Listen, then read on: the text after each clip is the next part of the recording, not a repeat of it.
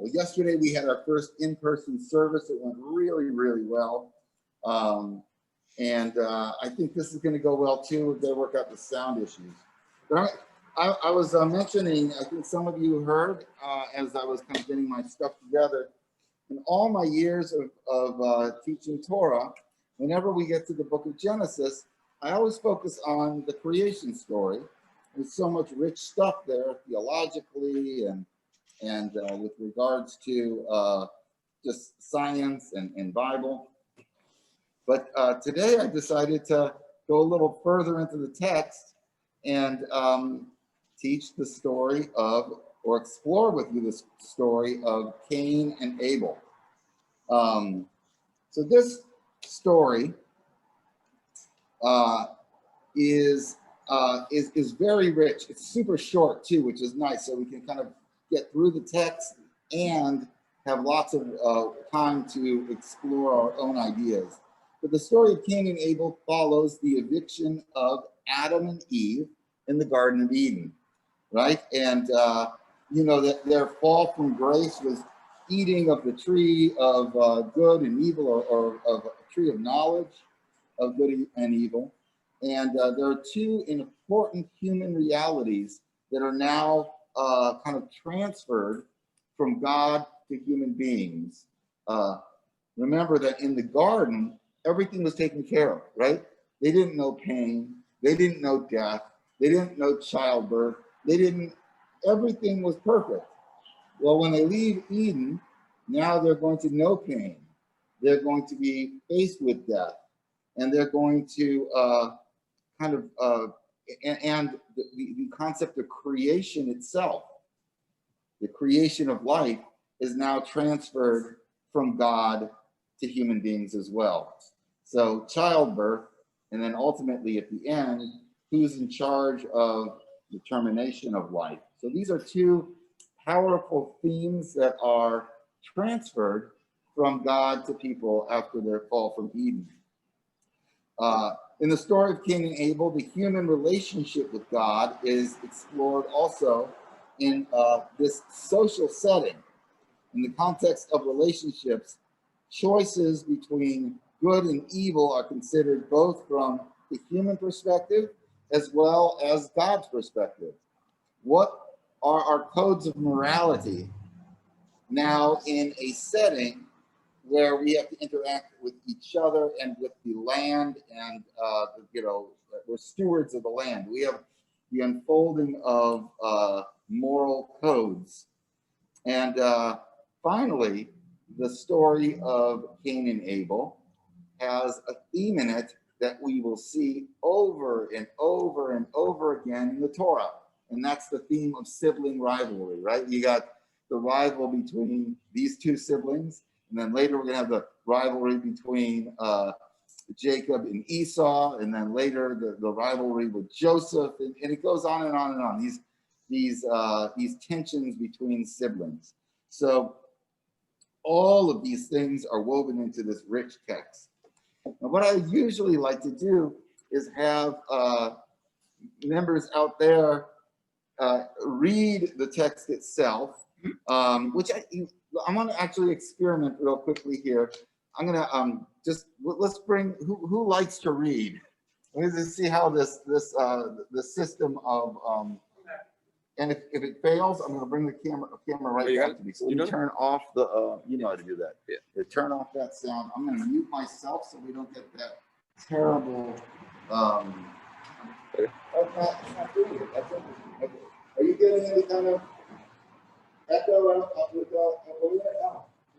So strange. I predicted the problem. Oh, there you go. Sorry. Can you hear Mike? Now the man knew his wife Eve, and she conceived and bore Cain, saying, I have gained a male child with the help of the Lord. She then bore his brother Abel. Abel became a keeper of sheep, and Cain became a tiller of the soil. In the course of time, Cain brought an offering to the Lord from the fruit of the soil. And Abel, for his part, brought the choicest of the firstlings of his flock. The Lord paid heed to Abel in his offering, But to Cain and his offering he paid no heed. Cain was much distressed, and his face fell. And the Lord said to Cain, "Why are you distressed?" Okay. Yeah, go ahead. Finish that one up. Yeah. And the Lord said to Cain, "Why are you distressed? And why is your face fallen?" Keep going. Sure. Yeah, that's perfect. Yes, that's perfect. Thank you. So Yeah, you can move. Well, go ahead and read one more. Surely, if you do right, there is uplift. But if you do not do right, sin is the demon at the door, whose urge is toward you. You can be his master. And have that little echo there. What I'm going to do is, if you have an idea, just of something that strikes you, I'm gonna unmute you, or if you have an idea, just to see what are some first glance ideas, and then I'm gonna kind of more formally through the notes that I took. Any surface ideas that come out from that initial reading? Anybody have something that just popped out at them?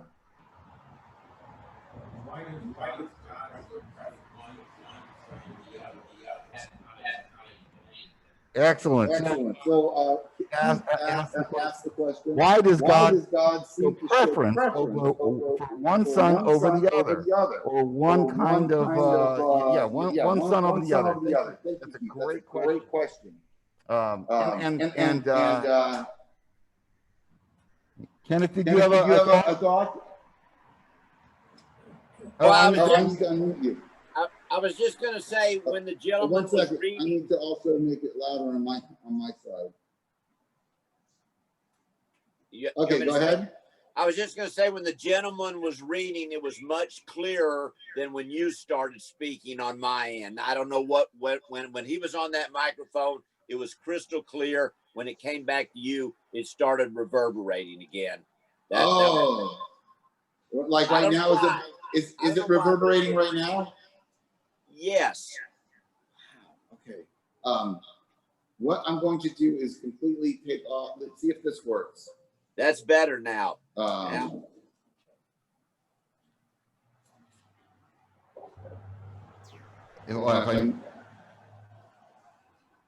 If I mute myself,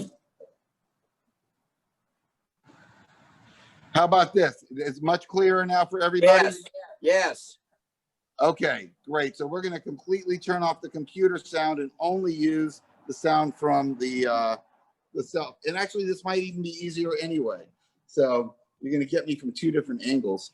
Actually, if I do that, can you still hear me if I'm like this and you see everybody else? Yeah. All right. Fantastic. Thank you, Kenneth. There we go. We're low teching this together here. Unplug this. We don't need that one. And all right. So, I'm muted though. Oh no, that's good. Right, you can hear me, and you can hear me. And if you want to, okay. All right. So the first question was a great one. Why did God prefer Cain Abel over Cain, the one son over the other? We'll look at that. Any other thing that popped out that was interesting in this?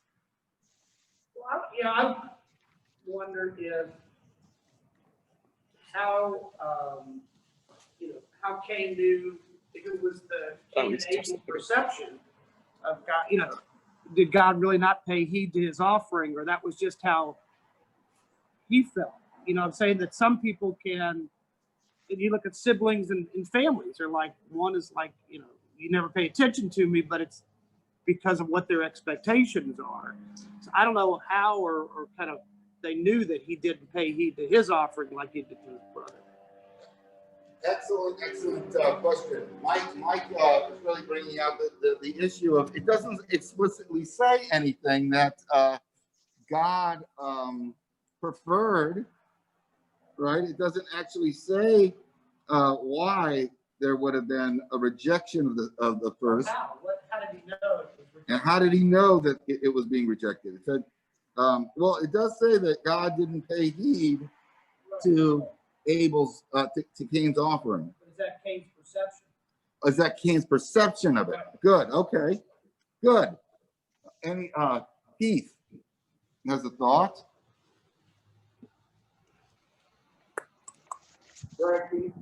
Okay, so one other question I have is from line 7, and when it seems the Lord is chastising Cain, surely if you do right, which implies he's done wrong, and if he's done wrong, what is that wrong? There is uplift, but if you do not do right, sin is the demon at the door, whose urges toward you, yet you can be the master. So there seems to be an implication there that the Lord is accusing Cain of being sinful. What exactly is this sin, and what is the demon? Not first God or the Lord pays no heed to Cain, and then he's critical of Cain for not getting any kind of equal respect that his brother got. Excellent. I'm coming back this way. All right. Let me take a little time now to kind of let me give you guys a nice view of some of our students. Yeah. So let me take a moment to review those questions, and then let's dive directly into the text itself again. So the questions were, why does it appear that God chooses one son over the other? Is this just a perception? And finally, taking it a level deeper with line 7, the issue of God actually sees something in Cain's offering as to have been sinful. What is that sin? Outstanding questions, and we should go. I'm actually going to take this off because I'm so far away from everybody anyway. Yes. We're gonna now kind of dive into the text line by line, and we're going to get to that exact conflict, because that really is, when we talk about Cain and Abel, we're really embracing that tension of Cain killing Abel and why that all happened. But there is some really interesting theological stuff at the very beginning. This first of which is the concept of sex. You gotta, sex and murder is always, hand in hand in good literature. So the first line actually is the first procreative act in the Bible here. It says, now the man knew his wife Eve. In the Bible, the word to know literally means it's carnal knowledge. It's knowledge of the flesh. It's sex. So that's a beautiful idea that I don't want to just pass over. I teach this idea when I meet with couples, and we have kind of a marriage class, that sexual intimacy is the deepest way to know someone. And the Bible and Jewish tradition recognizes that, and it's actually the term that is used for sex, is to know each other. And then we have the first childbirth, and that is Eve conceives with the help of the Lord. So that's an interesting idea, that conception involves God as well. Even though that they have been banished from the garden, there's a constant relationship with God, and that in part is connected to childbirth and the creation of human beings. So now we also have the first act of worship. which seems to be just natural, right? What is that? It's they're making offerings to God, and they're making offerings from what they do. So Abel's gift to God is a tithe of sorts, a gift from the harvest, and Cain's gift from God is a gift from the herd. He's a shepherd. So this is an interesting thing as well. We've got our first act of connecting to God through worship, sacrifice. So in this realm, we now are entering into the question that we're at before. Why was one gift or one offering better than the other? And here, does anybody have any ideas of what that intent would be? Mark has an idea of, oh, actually, before we hop there, are there any questions about those? I just wanted to point those things out. The fact that we have, carnal knowledge is woven into this first part of creation, as well as the first childbirth. Any thoughts on that? You have a thought, okay, Keith, and then we'll go into what was different about these gifts. Rabbi, as you were talking, what you said had me focus more on that line 1 and 2 that raises 2 questions to me. One, in line 1, it reads, and she conceived and bore Cain, saying, I have gained a male child with the help of the Lord. That reminds me, and I don't mean to sound too perverse in this, that reminds me like of the birth of Jesus with the help of the Lord. You know, she didn't do it with Adam, with the help of the Lord, just with Adam. The second then is in line 2, so that Cain is more like, I don't know, holy, a partial deity perhaps. She then bore his brother Abel. There's nothing there about her bearing Abel with the help of the Lord. Is there a double standard or a different standard for the life of Abel compared to the life of Cain and his status in society? Well, that is a very, very good question. Keith, I wish I would have thought of that question before our talk. That's a really insightful question. I didn't see that in the literature that I was exploring with, but it's beautiful. I'll look into that. That's really, really interesting. But the idea that God is part of the creative process, even as human, as the human part of procreation unfolds, is where my mind went.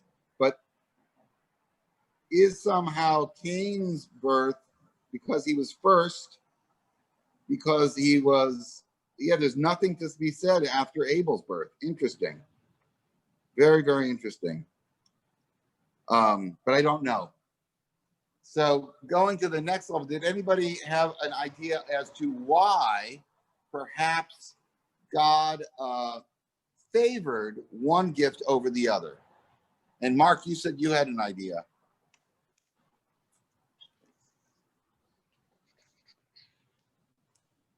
Thank you. I just have an observation that at this point in biblical history, this is the creation story. It's not just the creation story for the Jews, it's the creation story for the whole world, okay? Because we predate Abram becoming Abraham and all that.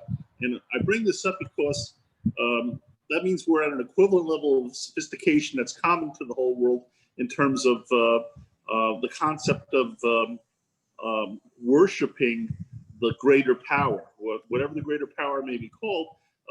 The old way of making an offering would be to make an offering from living animals, living tissue, and as opposed to vegetables and harvests from the earth. Therefore, this is a period when people were more inclined to be giving animal offerings, burnt offerings, the slaughter of the first ram and all that kind of stuff. It's indicative of the cultures in the area of the period or of early history, prehistory, Neolithic times. So that's why I'm what you're seeing, though, eventually it's going to be a transition away from living tissue offerings to offerings made in another way as humanity becomes more sophisticated in the story, and the story changes and goes away from favoring this to favoring other means. Okay, I'm going to ramble if I say more. No, Mark is making the argument, and it's an interesting one, that the favoritism of God in this situation is really about the offering itself. That God somehow prefers the offering of the crop, in a sense, over the offering of the flesh, of the animal flesh, or it. And with eventually, right? So you're saying that it's kind of a predecessor that woven into the fabric of our story is the sentiments of those who wrote it, maybe much later than early history. That's an interesting idea. I'd like to propose the opposite, or it would be suggested that it may not be the issue of whether it was a lamb or the crop, but rather what was the intent of the gift itself. This concept of, there's two concepts going on here. The first is that each of us are accountable for the offerings that we give to the world or to God. And we give whatever we can, whether, if we're farmers, we give crop. If we're shepherds, we give sheep. If we're stone carvers, we give stones. Whatever it may be, we give what we can. So there's this kind of individual relationship between God and humanity. And it's not seen as a collective unit yet. That will happen when the Israelites kind of become a people. But right now, it's just between God and the individual. And there's something wrong with Cain's gift. And it's indicated a little later where Keith had made the mention, what was that sin? In verse 7, it says, surely if you do right, you are uplifted.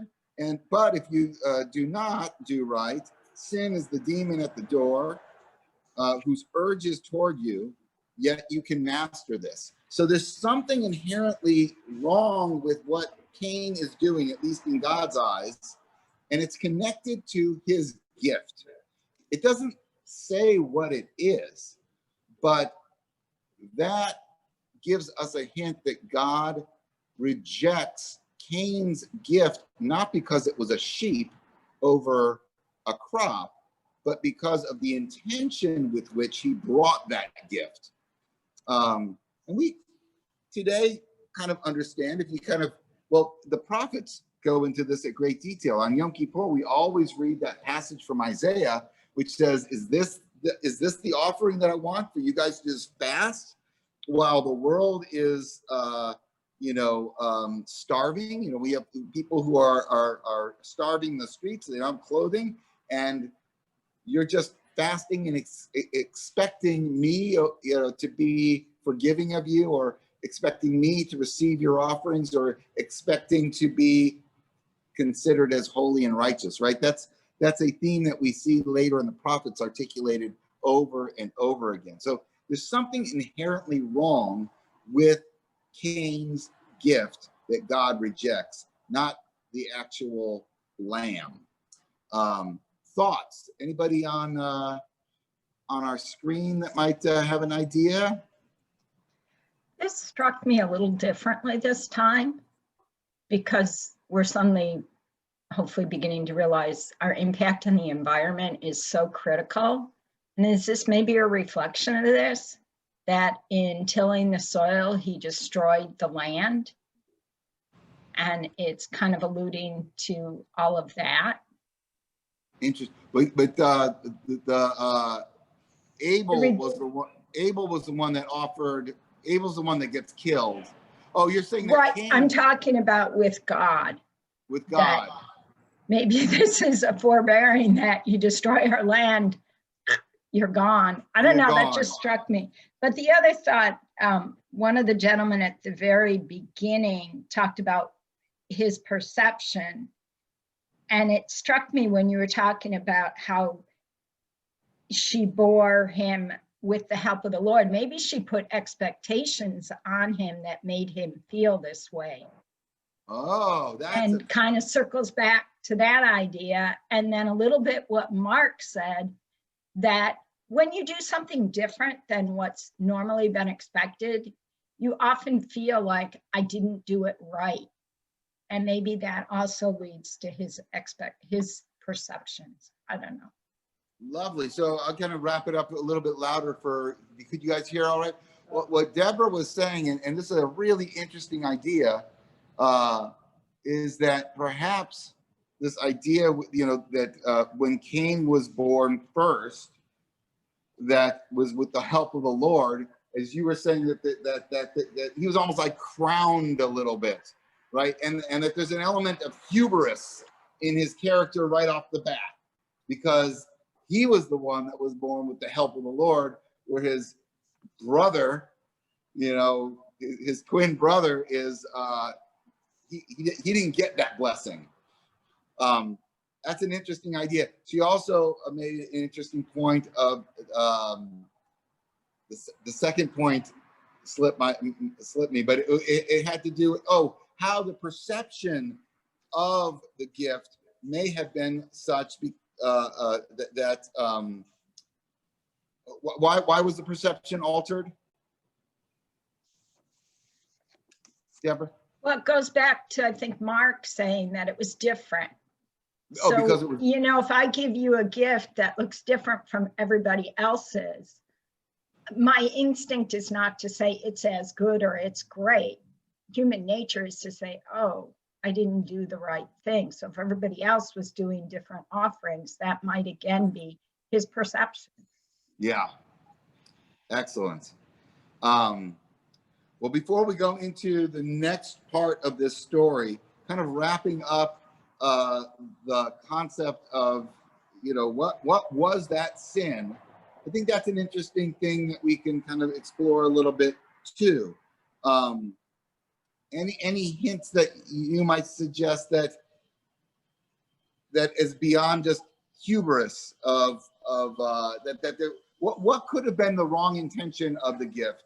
Maybe we read ourselves into this story. How do we sometimes approach prayer, or we give gifts all the time to charitable causes, or what would alter our gift and make it not as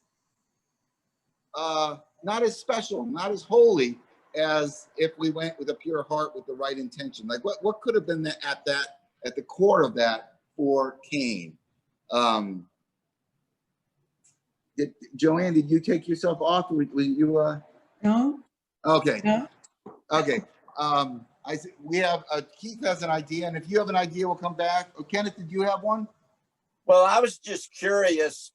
I don't really glean that much as far as the difference during the first paragraph. But I was going to ask you, in my Torah studies, which are about 1.5 years long, it seems to me, and correct me if I'm wrong, because I usually am, that always the offerings are some type of animal. This is the first time that I remember seeing an offering of something from the soil. Am I correct? Or there are a lot of offerings through the Torah that are also fruit, vegetables, whatever? I'm repeating myself, but it seems like they're always animals. Yeah, so that's an excellent question. They are both in throughout history too, right? We're actually finishing up right now.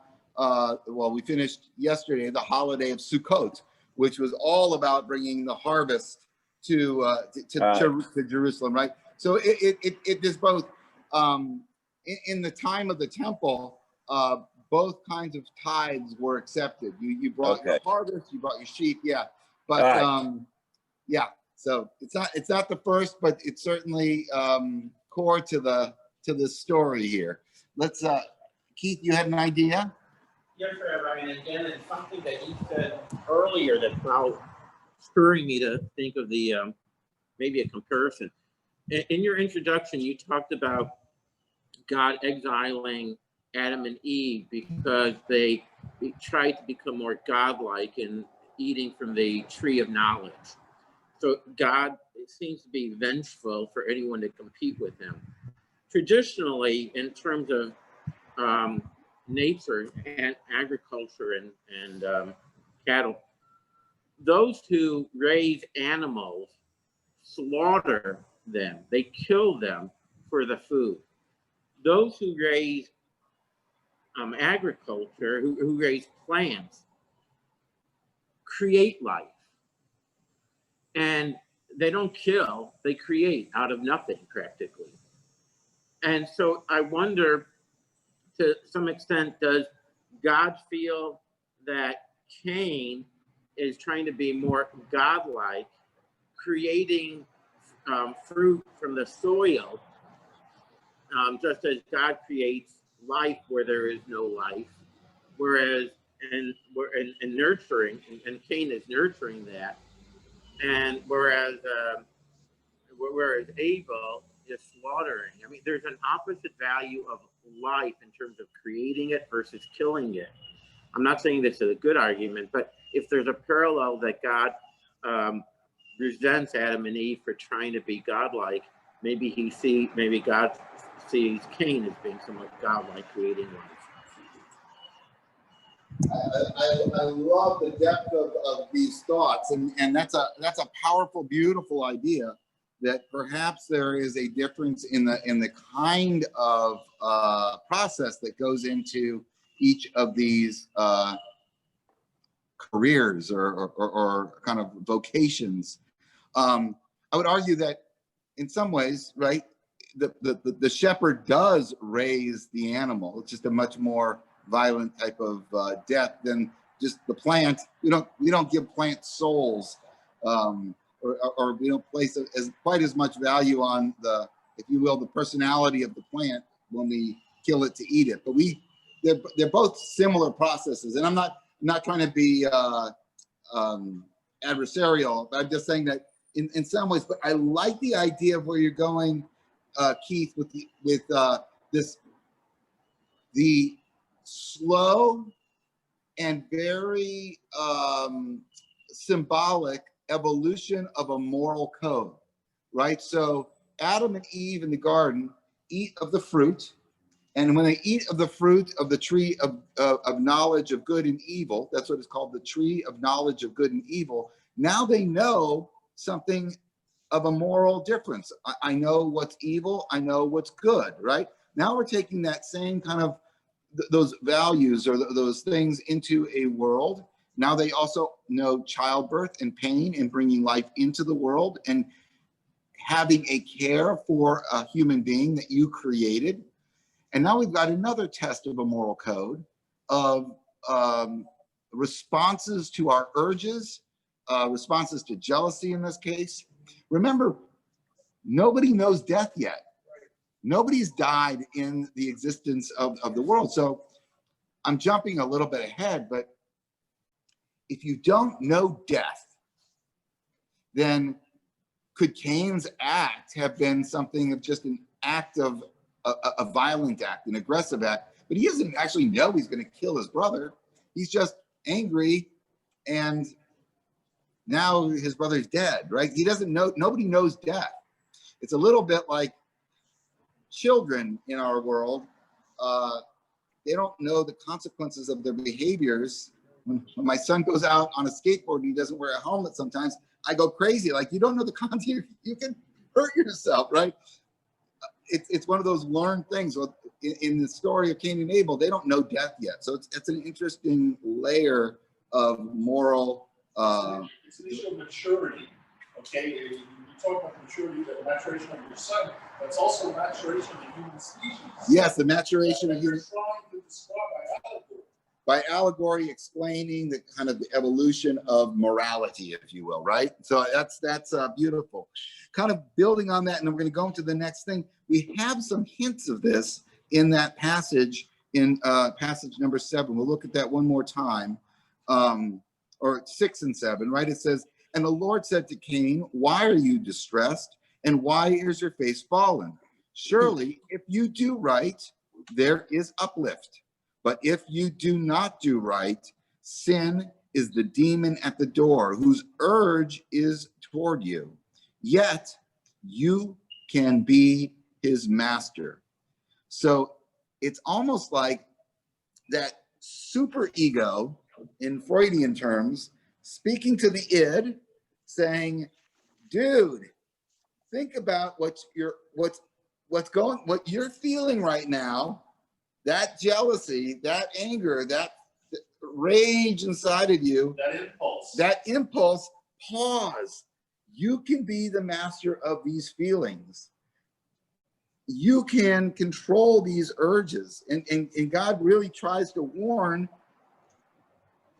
Cain, because God knows what Cain's about to try to do, to try to subdue his feelings, his impulses. And so the story draws our attention to the seductive nature of these dark impulses that are in all of us, and reminds us that we can control ourselves.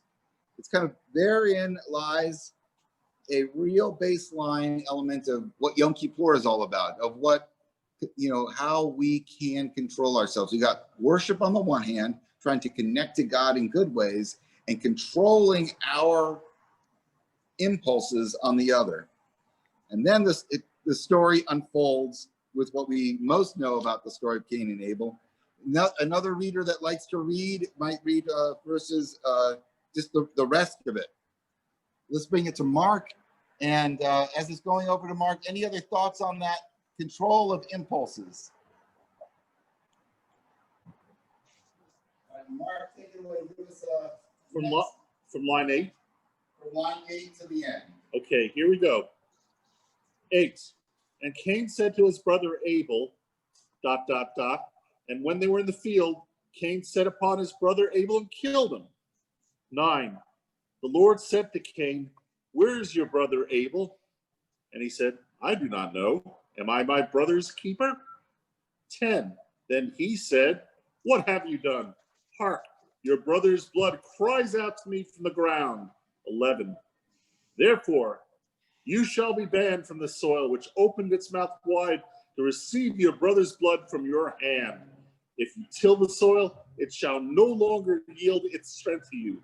You shall become a ceaseless wanderer on earth, which incidentally describes a lot of the tribes of the era, right up to the present day.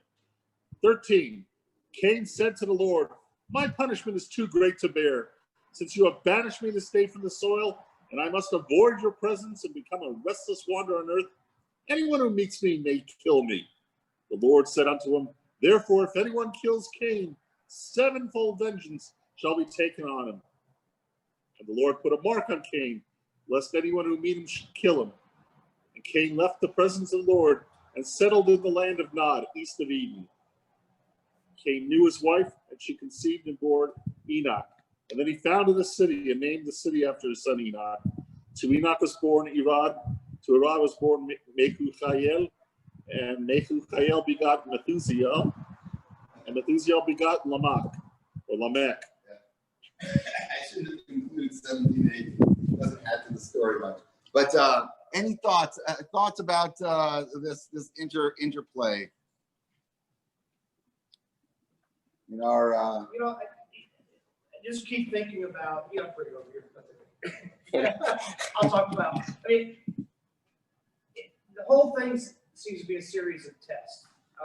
You said that it keeps coming up, and presumably God knows what's right, what's wrong, and so, we learn by doing, I guess, and so, everything, it's like you said, it's the first time for childbirth, it's first time for sibling rivalry, first time for sacrifice and offerings, first time, everything is first right now. So God, I guess, God is not learning along the way. He is helping people learn along the way. And, even when, maybe Abel, when Cain is killed, the Lord saying, wait a minute, yeah, there was some sin, but that's too far. I mean, and so it's just a series of educating these people, the people on earth, and it just keeps coming up. He's giving us rules along the way. Rules, yeah. Or consequences along the way. Yeah, that's beautiful. So we have kind of an evolution of a moral code, the consequences of our behaviors, and in this case, it's the consequences of murder. I don't understand that sevenfold vengeance part. I'll maybe get to that, but I don't really. Yeah, Line 15. yeah. You don't address it now, but that one doesn't resonate. No, and they also talked. The one thing that I woke up this morning, and I had intended yesterday to, as I was preparing this, to look up a little bit more details of this mark of Cain, because that's something that we hear about, in literature too, the mark of Cain. I don't know what that is, so I might have to Google that later. We can all kind of, unless somebody who's done a lot of reading, maybe our English teacher, Joanne, what is the mark of Cain? I don't know, but I'll look it up. Okay. Anybody know what the mark of Cain is? But I have heard of that in kind of horror movies and stuff, that it's some evil mark. Any other thoughts about this brutally violent act? We have that. I warn you, try to kind of subdue it, your inclination to do this, but he does it anyway. And what do we have here?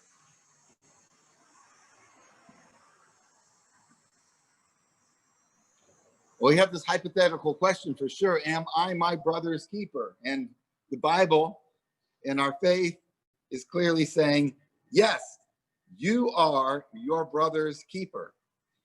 To claim that you don't know where he is, or to claim that you are going to neglect him, or in this case, kill him, that's not acceptable. You are your brother's keeper. Rabbi, can you hear me? Yes. So Google says that the Hebrew word for mark could mean a sign, an omen, a warning, or a remembrance. The mark of Cain is God's promise to offer Cain divine protection from premature death. That's just the first explanation. There are more. Yes. Okay. So yeah. So that's really specifically. So she said that the mark of Cain is really a mark of, which it basically says in the Torah here, to protect Cain from premature death.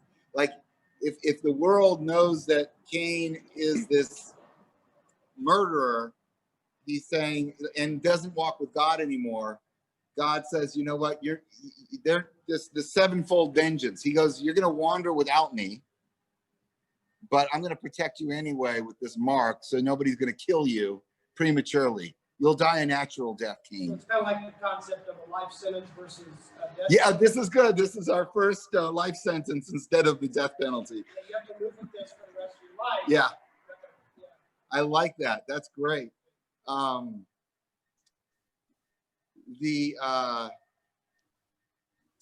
This idea too that there is a connection here to the morality of murder. So what happens here is Cain murders his brother, and then the consequence is that he no longer has that relationship with God. He is severed. He needs to wander in the wilderness godless. And so that's a pretty strong statement, that you've kind of cut yourself from a good relationship with me. It may also be the first case of a plea bargain. The first place of a plea bargain. That's true. He interacts. Look, can you lighten my sentence a little bit? I like something different.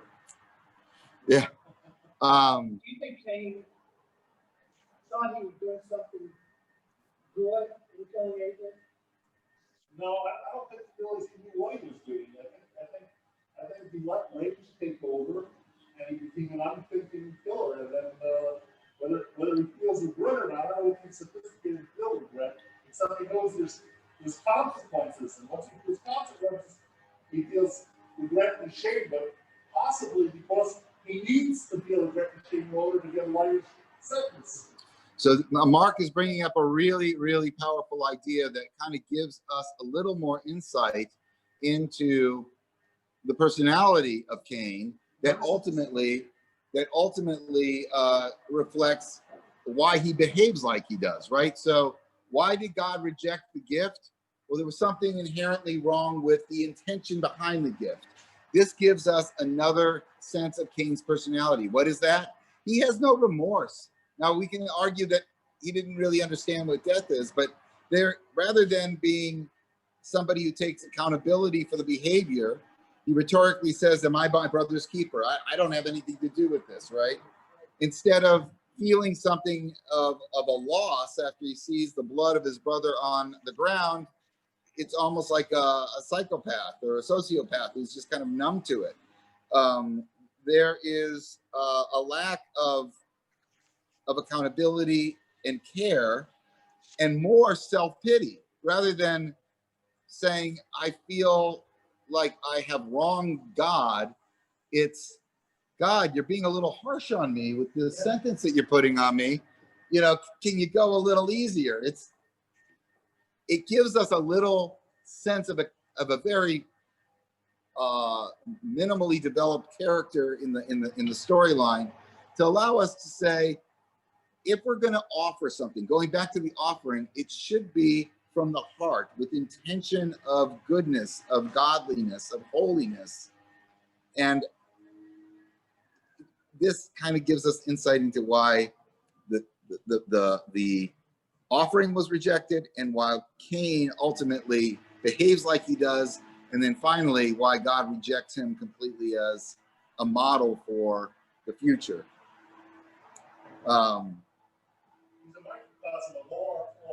He's a microcosm of.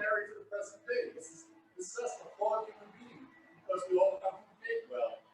I know other people aside being mentioned here, we're descendants of Cain. Yeah, he said Cain is a microcosm of all our human faults. And the Bible's really good at doing that kind of thing of kind of pitting archetypes of personalities into individuals. There are any other thoughts about our flawed characters in our early story of humanity? There were two things that kind of struck me. One is, I don't know that God banished Cain from him.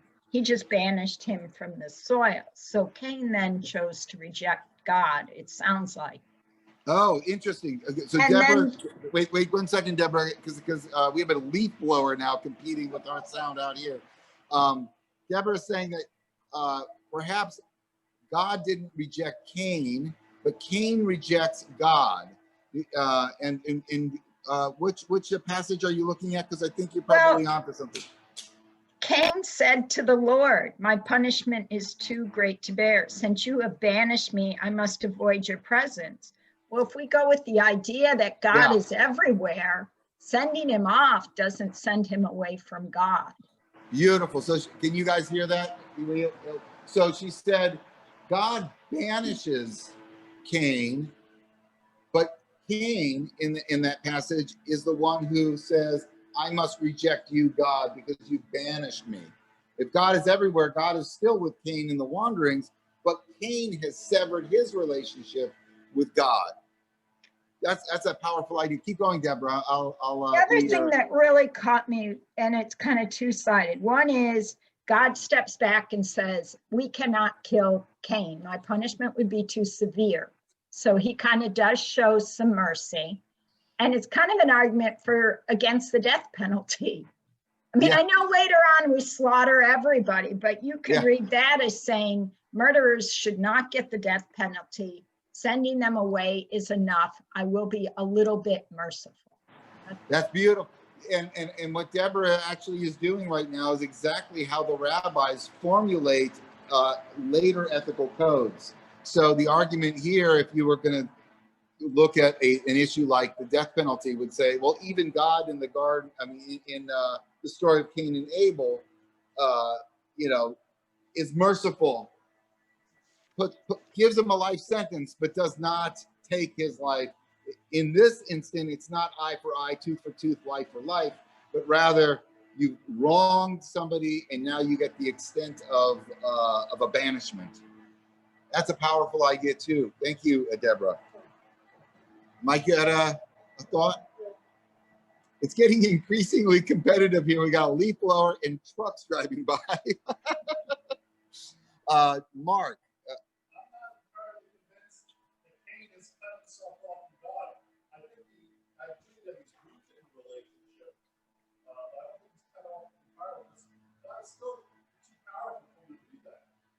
Yeah. So that's a beautiful idea too.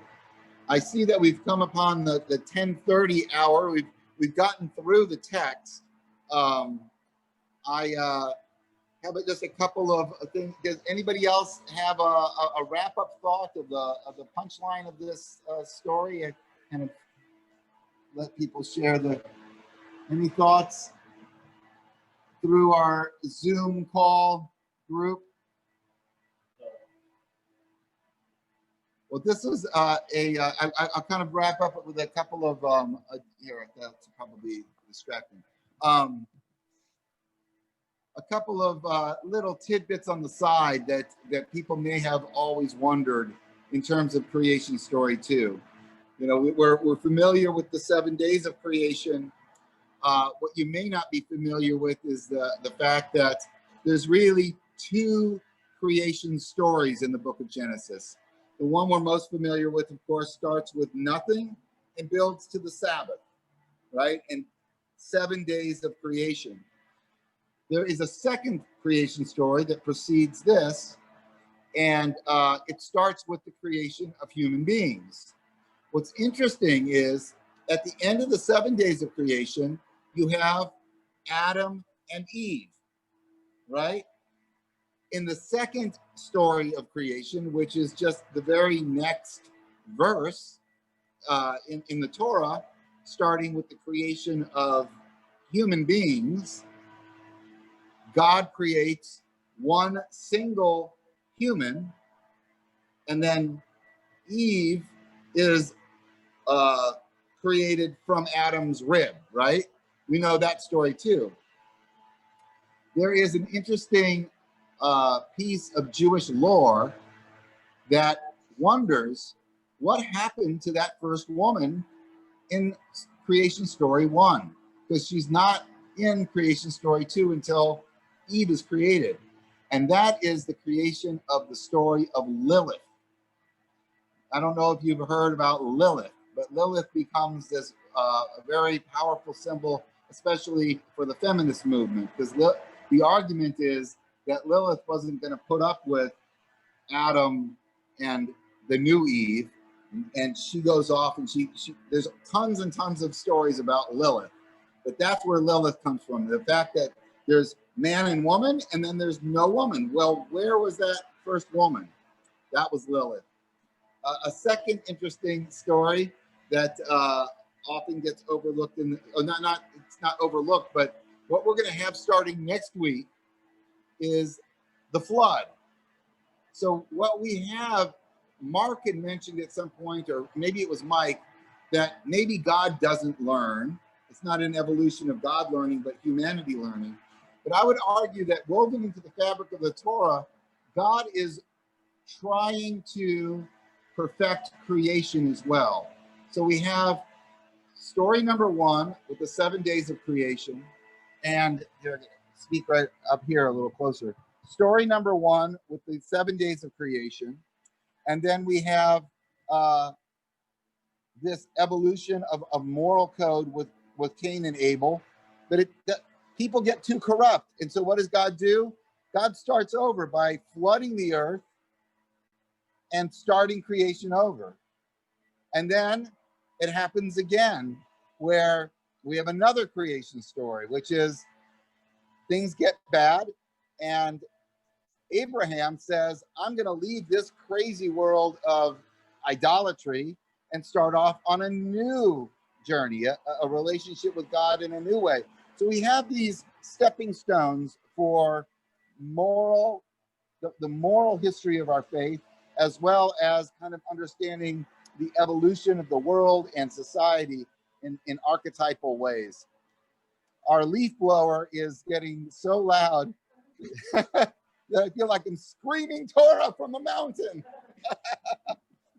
I'm going to work out the technical issues before we do this again in November. But my plan is for the next few months to do a Torah study a month. If you could give me feedback on the Zoom call, just send Justin or me a text of how you felt it worked, technically as well as in terms of the connection. That would be great. I'd love for the input here as well. I feel like I was looking more at the camera, so we've got to work on that a little bit, but we'll work on that. I wish you a Shabbat Shalom and enjoy this glorious day. It is magnificent outside, and looking forward to meeting you all in